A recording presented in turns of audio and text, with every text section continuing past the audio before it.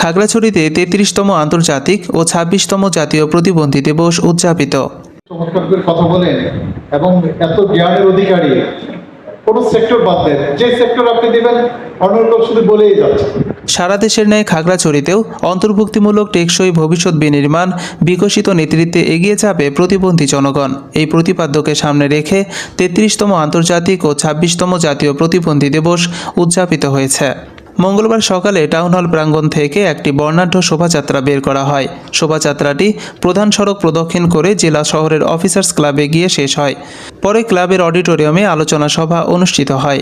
এ সময় জেলা সমাজসেবা কার্যালয়ের উপপরিচালক আবু আবদুল্লাহ মোহাম্মদ ওয়ালিউল্লাহর সভাপতিত্বে প্রধান অতিথি হিসেবে উপস্থিত ছিলেন জেলা পরিষদের চেয়ারম্যান জিরুনা ত্রিপুরা। এ সময় অনুষ্ঠানে জেলা সমাজসেবা কার্যালয়ের সহকারী পরিচালক বেগম রোকেয়ার সঞ্চালনায় প্রধান অতিথির বক্তব্যে জিরুনা ত্রিপুরা বলেন, প্রতিবন্ধী ব্যক্তিরা আমাদের সমাজের অবিচ্ছেদ্য অংশ।